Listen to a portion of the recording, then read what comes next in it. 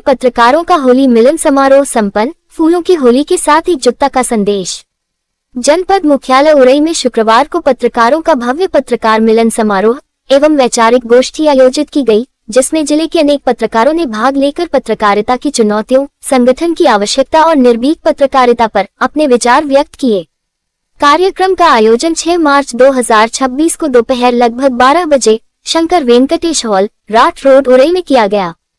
कार्यक्रम की शुरुआत पत्रकारों के आपसी परिचय और विचार विमर्श से हुई।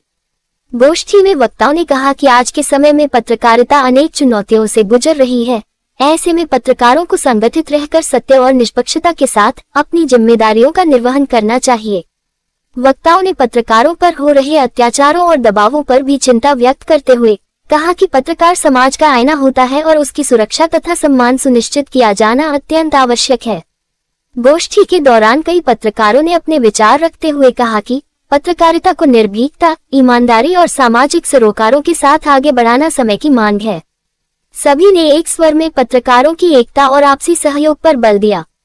कार्यक्रम के अंत में होली के पावन अवसर पर सभी पत्रकारों ने फूलों की होली खेलकर आपसी प्रेम और भाईचारे का संदेश दिया।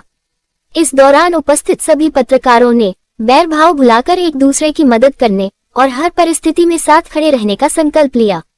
माहौल पूरी तरह उत्साह और उमंग से भरा रहा। इसके बाद आयोजित दाल टिकर पार्टी में सभी पत्रकारों ने एक साथ बैठकर भोजन किया और हंसी खुशी के माहौल में कार्यक्रम का आनंद लिया। इस दौरान कई पत्रकार झूमते गाते नजर आए और पूरे कार्यक्रम में आपसी सौहार्द व भाईचारे का सुंदर वातावरण देखने को मिला। इस होली मिलन समारोह में प्रमुख रूप से देवेंद्र त्रिपाठी, सुधीर राणा, अनुज कौशिक, संजय, केपी सिंह, राकेश द्विवेदी, देवेंद्र शुक्ला, सुनील शर्मा, रमेश पांचाल, लवकुश त्रिपाठी, राकेश सिंह, रविकांत द्विवेदी, राहुल दुबे, अजीत उपाध्याय, दीपक उदैनिया, मुनव्वर अली, कमलकांत दुबे, विजय शंकर शुक्ला, मनोज कुमार सैनी, डीडी पांचाल, अजय मिश्रा, राकेश व्यास, कुलदीप गोस्वामी, राकेश कुमार बौथम, शिवम यादव, कपिल रावत, दीपक प्रजापति, हुसैन अली, संजय कुमार जादौन, अखिलेश सोनी, गोपाल सोनी, मोहम्मद तारिक अंसारी, पुष्पेंद्र गोस्वामी, आशुतोष शर्मा, शिवम शर्मा, कार्तिक गोवरले, दीपक सिंह, रॉकी पांडे, राजकुमार, अरुण सिंह सेंगर, राजीव पोरवाल, कैलाश, शिवांशु सिंह, मनोज सिंह, उपेंद्र गुर्जर, सुंदरम सोनी, सुशील पांडे, ओम प्रकाश उदनिया, सानू मूवी, इरफान बाबा, अतुल त्रिपाठी, मुन्नेश कुमार, रोहित सोनी सहित अनेक पत्रकार उपस्थित रहे। होली मिलन समारोह ने पत्रकारों के बीच आपसी सहयोग, एकता और सौहार्द का संदेश देते हुए कार्यक्रम को यादगार बना दिया।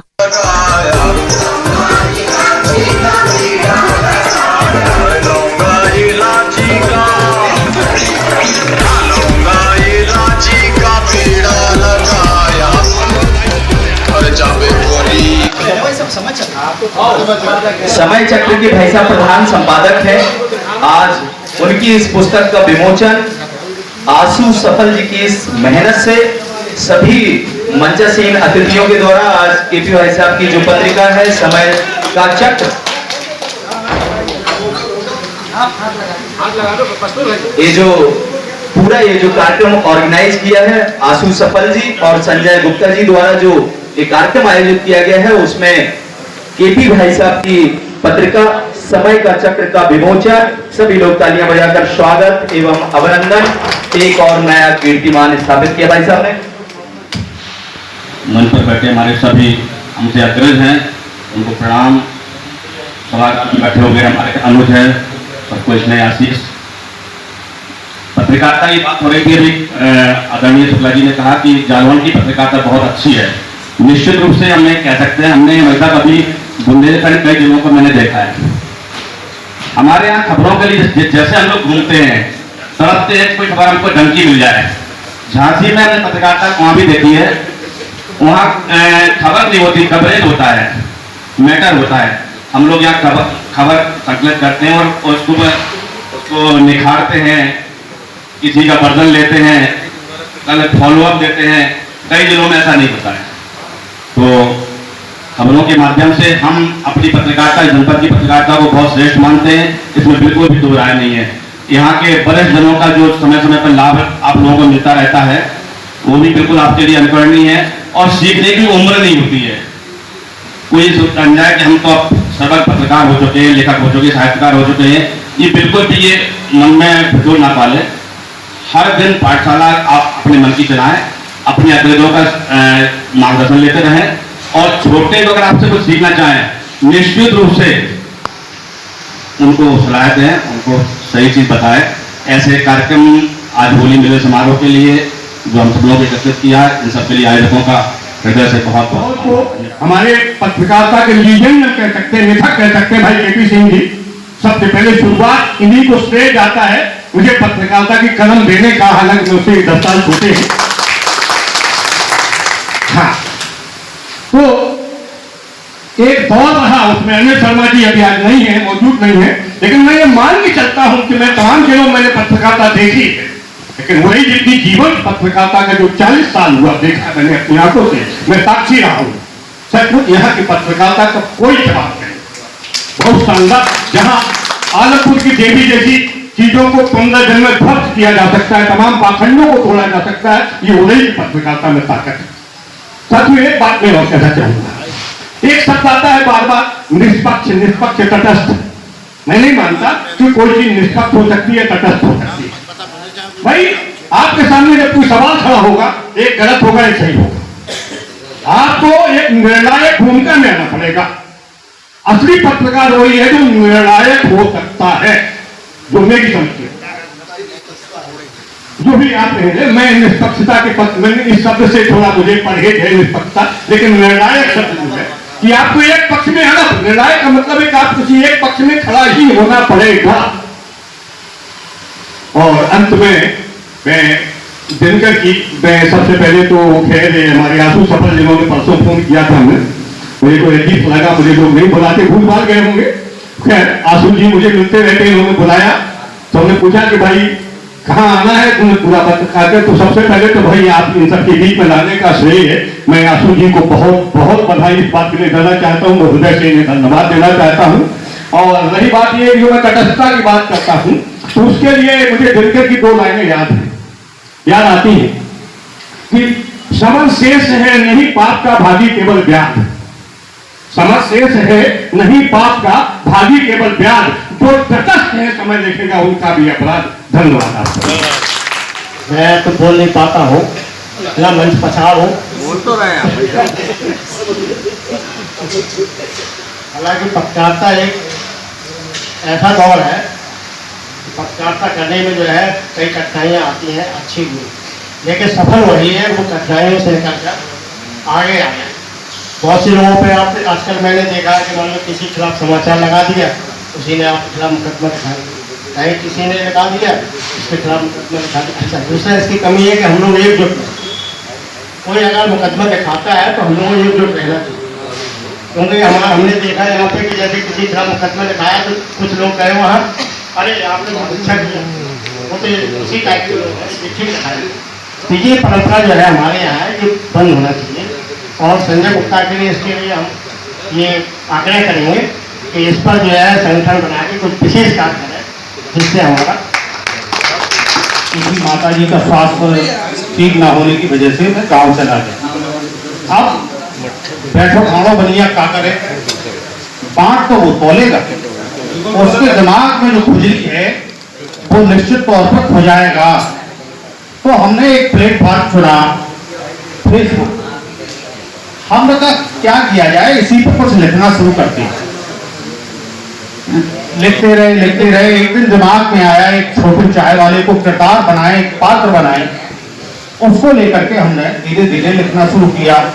और जो हमें नहीं कहना है वो हमने वो पात्र जो बनाया छोटू चाय वाला, हमने उसके मुंह से कहलवा दिया कि आशुतोष दुबे जी ये कह रहे थे। हमने कहा ना ऐसा नहीं है, बात ये है। छोटू चाय वाला बोला नहीं ऐसा नहीं, ऐसा है। तो आप पात्र किसी को भी बना सकते हैं। जैसे एक बहुत छोटी सी घटना फेसबुक पर एक मैंने अभी लेटेस्ट ज्यादा 10 दिन पहले एक खबर लिखी, 8 दिन पहले लिखी होगी।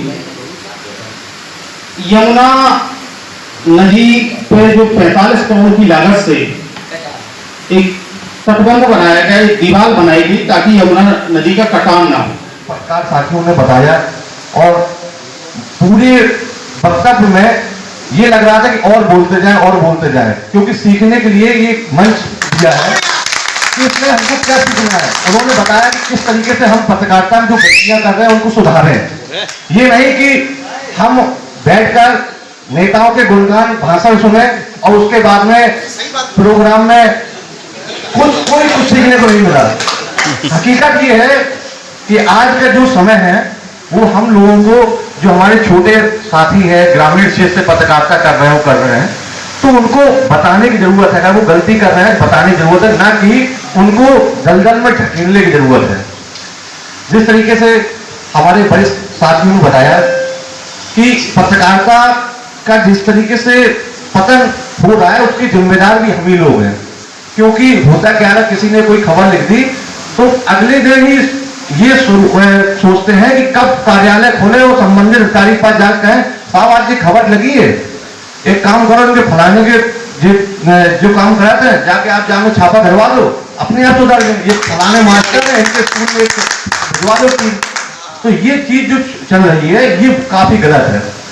आपने जिस तरीके से हमारे भाई साहब ने बताया कि हम लोग लगातार जिस तरीके से पत्रकारिता करते थे, मुख्य बिंदुओं पर जाके कभी भी अपने नाम से या सामने वाले व्यक्ति को टारगेट करके खबर नहीं लिखते थे।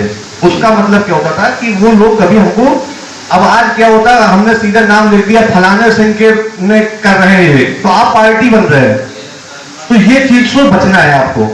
जब आप इन सब चीजों से बचेंगे तो निश्चित तौर पर आप आगे बढ़ेंगे। और पत्रकारिता में आज के समय में आप ये सोच लीजिए, अगर घर से आप निकले हैं पत्रकारिता कर रहे हैं तो आपको कहीं ना कहीं तो मुसीबत का सामना करना पड़ेगा। तो इन चीजों से डरना नहीं है। और सभी एक साथ इस मंच के माध्यम से मैं सभी भाइयों से कहना चाहता हूं कि छोटे भाई जो है कभी भी ये मत हिचके कि हम इनके पास जा रहे हैं या हम इनके पास बैठे। आपको वैचारिक गुण सभी से लेना है, कोई भी हो। आपको मतभेद हो सकते हैं लेकिन वैचारिक गुण, अगर हमको किसी से कोई अच्छा व्यक्ति है उसके अंदर अगर एक अच्छाई है तो हमको वो सीखने की जरूरत है। यही हमारे आगे आने वाले समय में काम देगा। और निश्चित तौर पर हमारे अभी और भी वक्ता है जो सीनियर, उनसे बहुत कुछ सीखने को मिलेगा। और हम चाहते हैं कि इसी तरीके से ये ऐसे कार्यक्रम होते रहे ताकि हम लोगों का भी मनोबल बढ़ता रहे। तो हमारा कहने का मतलब है कि आप सोशल मीडिया से दूरी बनाएं। सोशल मीडिया रहिए, ऐसा नहीं है। सोशल मीडिया पे कई खबरें ऐसी आती हैं कि जो आपके हित की भी होती हैं, लेकिन कभी कभी झूठी खबरें भी होती हैं। तो आप ऑन फील्ड रिपोर्टिंग करिए, फील्ड पर जाइए, क्योंकि हमारे कई साथी ऐसे हैं जो हमारे कनिष्ठ हैं और जो अभी पत्रकारिता में नए नए आए हैं और केवल सोशल मीडिया के माध्यम से ही वीडियो बना के अपना पब्लिश कर देते हैं और खबर चला देते हैं।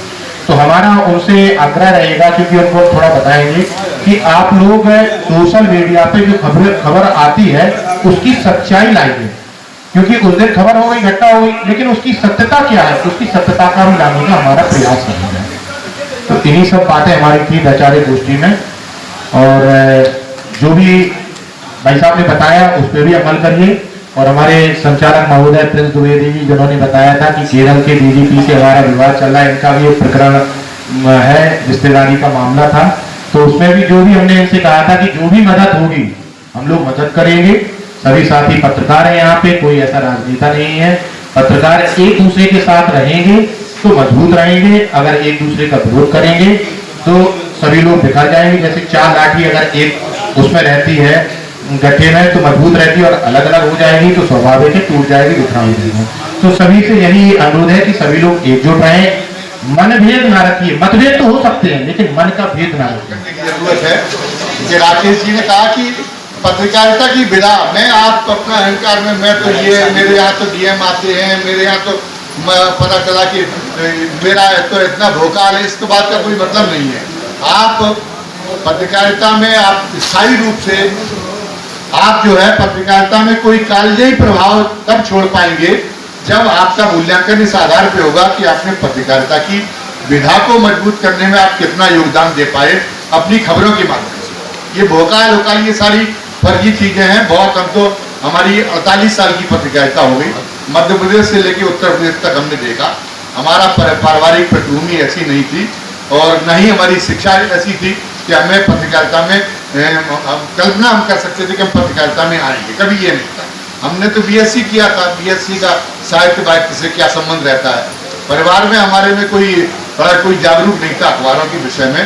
हमने तो जब मैं 8वीं कक्षा में था तो उस समय बहस चल रही थी कि भारत को परमाणु बम बनाना चाहिए कि न बनाना चाहिए। हमारा देश उस समय बड़ा कमजोर स्थिति में था, तो बहुत दूर का सपना लगता था परमाणु बम बनाना। लेकिन उस समय 1971 की लड़ाई हो चुकी थी और उसमें 1962 में तो भारत पराजित हुआ था चीन के मुकाबले में, और इसलिए बड़ा हमारे देश का मनोबल गिरा हुआ था। लेकिन 1965 की लड़ाई में जो लाल बहादुर शास्त्री जी के ज़माने में हुई, और फिर उससे भी ज़्यादा 1971 में एक बहुत बड़ा कारनामा हुआ जब पाकिस्तान के 2 टुकड़े कर दिए हमारी तत्कालीन सरकार ने, और उस समय अमेरिका ने घुस दी, अपना 7वां बेड़ा भेजा, लेकिन हमारी सरकार नहीं झुकी। हमारे देश की ताकत को लोगों ने उस समय पहचाना। तो हमारे मन में था कि दुनिया में महाशक्ति कौन माना जाता है, जिसके पास में परमाणु हथियार है। अब उस समय परमाणु हथियार बनाना भारत को इतने दबाव में था, लेकिन चूंकि मनोबल तो ऊंचा हो ही चुका था, तो उस समय बहस में ये चर्चा का विषय रहता। तो एक 8वीं कक्षा में मेरे दिमाग में भी विचार आया और मैंने एक लेख लिख के दैनिक भास्कर को भेज दिया। दैनिक भास्कर आज भी लीडिंग अखबार है, और उस समय वहाँ ग्वालियर चंबल संभाग का सबसे बड़ा लीडिंग अखबार वही था।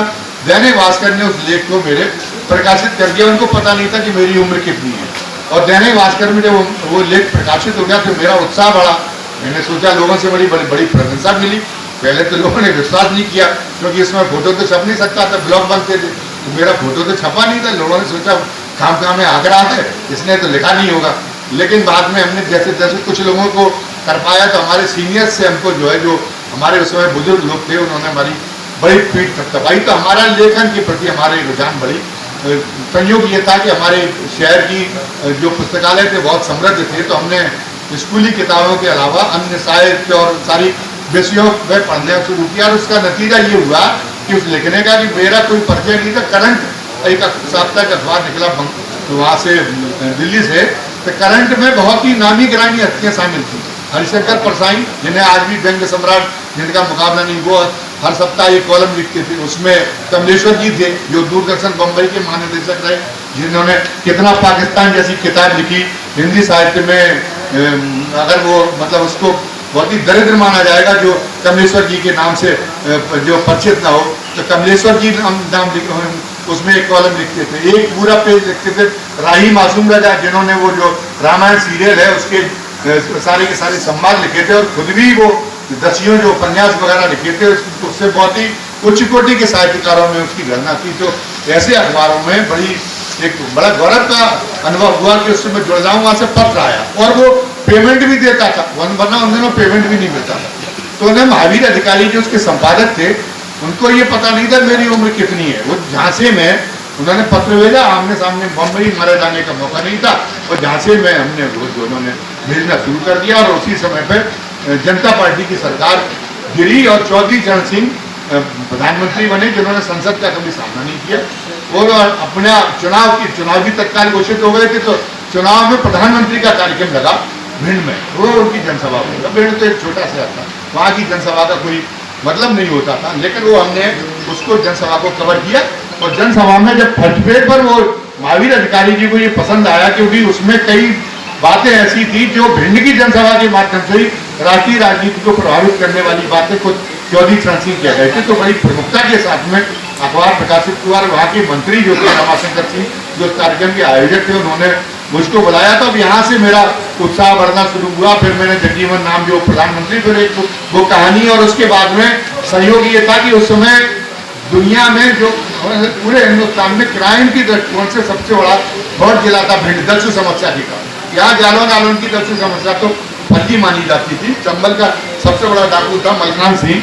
तो मलखान सिंह का हमने कहा कि इसका इंटरव्यू ले, और उसका इंटरव्यू लेना बड़ा जोखिम का काम था। और मैं तो ये भी था कि बहुत छोटा, बहुत कम उम्र का पत्रकार था। माध्यम से एक हमारे गुरुजी थे त्रिवी नारायण जी शर्मा, और फिर भिंड का पहला दैनिक उन्होंने निकाला, मुझे ही संपादक बना के उद्गार के नाम से। तो वो त्रिवी नारायण जी शर्मा के गांव का था, उनका शिष्य था मलखान सिंह। उस समय लाख रुपए का इनाम ही हो गया था, लेकिन वो सोशलिस्ट पार्टी में पहले रहे थे, उनके साथ में जेल जाता था। तो मैंने मलखान सिंह का इंटरव्यू किया। वो मलखान सिंह का इंटरव्यू जब छपा, तो ये हुआ कि भाई पुलिस ढूंढ नहीं पा रही मलखान सिंह को, एक पत्रकार ने ढूंढ लिया। तो पूरा प्रशासन इतना तलमला गया कि चंबल संभाग के कमिश्नर ने आदेश दिया कि इस पत्रकार के खिलाफ 216 का मुकदमा दर्ज। अब 216 का मुकदमा डकैतों को शरण देने में दर्ज हो गया। अब मैंने नारायण जी शर्मा से कहा, वो वकील भी बहुत अच्छे थे और खुद भी पत्रकार बहुत अच्छे थे, वो कई डिफेमेशन के मुकदमे फेस कर चुके थे। उन्होंने कहा कोई बात नहीं, सीधा जबलपुर हाई कोर्ट में रिट दी गई, क्वेश कर दिया गया सीधा एक तरफा, और स्ट्रक्चर पास कर दिया हाई कोर्ट ने। उनके कमिश्नर कोई थे प्रशांत करके नाम से, उनके खिलाफ कर दिया। अब मेरा मनोबल बढ़ गया और उससे मैं एकदम लाइफ डाइट में आ गया। अब मेरे अंदर ही भय दूर हो गया। मैंने कहा जितनी ज्यादा जोखिम भरी पत्रकारिता की जाएगी उतना ही बड़ा मजा है। और मैं कह रहा था कि ये था कि मेरे साथ सहयोग ये था कि चूंकि हमने बताया कि भिंड की खबरें ही सबसे ज्यादा पूरे देश भर में छाई रहती थी, तो डकैतों को हथियार कौन देता। पहले ये था, उस समय पहली बार हुआ डकैतों के पास में वो हथियार आ गए, सेमी ऑटोमेटिक गन, जो प्रोहिबिटेड बोर्ड थे, पब्लिक को मिलते ही नहीं थे। यहाँ तक कि पुलिस को भी नहीं मिलते थे। कहाँ से SLR आ गई? SLR तो केवल आर्मी को मिलती थी। तो हमने उसको आर्मी को खोजा, जो सेना का एक भगोड़ा था बीरन सिंह टाइगर। उस बीरन सिंह टाइगर के बारे में जब हमने खबर छापी तो ट्रिब्यून ने उसको छापा, उस खबर को, और उसको पूरे देश के सब कई अखबारों में वो खबर छपी। उसके बाद में वो कम से कम 10 या 11 तो दुकानें जो हथियार ये शस्त्र वाली दुकानें थी, शस्त्र विक्रेता थे भिंड, कानपुर और इटावा की 10-11 तो गिरफ्तार हुए। और साथ साथ में वो जो है वो पता चला कि वो भी 216 में बंद हो गया, बीरन सिंह टाइगर। और एक उसमें एक IG थे उस समय पे मध्य प्रदेश पुलिस के, उनके एक रिश्तेदार था, एक जो आर्म सप्लाई जो आर्म डीलर था, सिमोन सिंह। तो वो IG के खिलाफ भी हमने कहा कि ये इनके यहाँ पे भी समझ प्राप्त करता है, इसलिए इसके इतने मसले बढ़े हुए। तो IG के खिलाफ भी कार्रवाई तहलका मच गया। उसके बाद ही पहली बार ये फूलन देवी और मलखान सिंह के जो समर्थन की भूमिका बनी, वहीं से वो भूमिका बननी शुरू हुई। तो दूसरा दौर फिर आया, जब ये वो सब ट्रांसफर हो गए, इतनी बड़ी कार्रवाइयाँ हो गई और मलखान सिंह घबरा गया। उसने कहा सरेंडर की, उसी खबर की वजह से उसने कहा कि मैं सरेंडर कर जाऊँगा। बहुत बड़ी बात थी, वरना उसका सरेंडर का तो सवाल ही नहीं उठता था। जब वो सरेंडर करने पे आ गया तो उसने पहली शर्त रखी कि भिंड के जो SP थे उनका ट्रांसफर हो जाए। बहुत ईमानदार थे विजय रमन, उन्होंने ये सारी कार्रवाइयाँ कराई थी। तो 24 घंटे के अंदर उसका इतनी जगह ट्रांसफर हो जो ये 48 घंटे 3 दिन में भी भिंड ना आ पाए। तो मध्य प्रदेश के नक्शे में उस समय छत्तीसगढ़ नहीं बना, सबसे ऊपर तो था भिंड और सबसे नीचे था रायपुर के बाद बस्तर आता था हालांकि, लेकिन यही मानिए कि रायपुर उस समय सबसे नीचे था। तो उनका रायपुर सीधा का सीधा ट्रांसफर कर दिया। अब समर्पण की भूमिका बननी शुरू हुई, बातचीत चल रही थी। तो SP की जो वाइफ थी उस समय का राजेंद्र चतुर्वेदी जो SP थे, उनकी जो वाइफ थी उन्होंने जंगल में जाके राखी बांधने का काम किया। तो राखी बांधने का वो खबर सबसे पहले मुझे लगी। और खबर हमने ये बताया कि ये राकेश जी ने भी अपने अनुभव में साझा किया कि जब ये लगता है कि ये पत्रकार सूचनाओं का इतना ज्यादा भूखा और इतना ज्यादा जो है अपनी शोहरत का इतना भूखा है, ये पत्रकार कंप्रोमाइज नहीं करेगा। अगर चाहे इतनी विस्फोटक खबर आ जाए, चाहे इसके ऊपर चाहे इतना संकट आ जाए, असली पत्रकार ये होता है कि फिर वो उसको जब वो वाला नशा सवार होता है कि ये खबर तो मुझे पूरे देश में सबसे टॉप पर शोहरत के मामले में पहुंचा दी, तो वो कहाँ से कर देगा। तो लोगों ने कहा कि अरे ये खबर तो ये तो SP खा जाएगा और मध्य प्रदेश के मुख्यमंत्री भी इसमें इन्वॉल्व है, अर्जुन सिंह, और जाने तुम्हारे साथ में क्या हो जाएगा। और बीरन सिंह से दुश्मनी चली भी रही, बीरन सिंह को भी रिहा कर दिया गया था। लेकिन मैंने कहा कि मैं तो छापूंगा। वो मैंने उसकी खबर छापी कि दीपा चतुर्वेदी ने राखी बांधी इस जगह पे, और उसने SP ने फिर मतलब कहने का मतलब कि बहुत ज्यादा उसने ये किया। और जिस दिन मलखान सिंह का समर्पण हुआ उस दिन उसने मंच से मलखान सिंह ने मेरे लिए कहा कि वो पत्रकार कौन थे वो समझ नहीं पा रहे, और वो बीरन सिंह भी आ गया। तो मैंने बीरन सिंह से मेरी कॉलेज के ग्राउंड में समर्पण हो रहा था, मैंने बीरन सिंह से कहा मैं तेरी तबीयत दर्द कर दूंगा, तू वहाँ BRDS में राजा होता। अब हम लोग तो अभी भी कॉलेज से निकले ही थे, तो कॉलेज तो भिंड के वो सारे साथ छात्र तो समय तो ही जाते थे, बड़ा बवाल हो जाता पुलिस से भारी पड़ते। कहने का मतलब ये फिर वो फूलन देवी का उसके बाद समर्पण हुआ। तो फूलन देवी में SP इतनी ज्यादा चल चुकी थी, तो हम लोगों ने उपद्रव करा दिया। मध्य प्रदेश के मुख्यमंत्री के हाथ से वो माइक छीनवा दिया।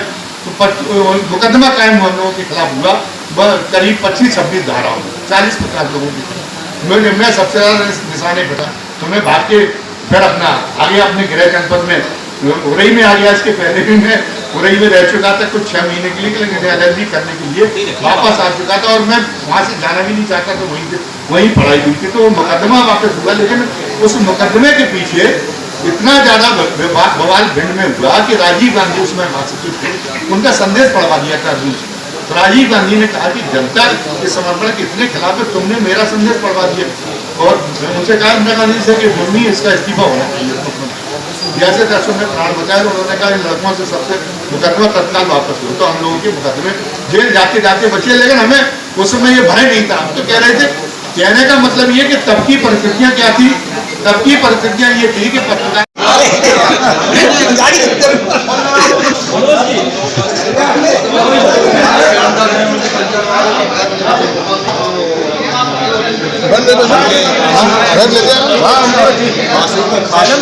फोन आया था आपका उन्हें टट्टी खराब कर दो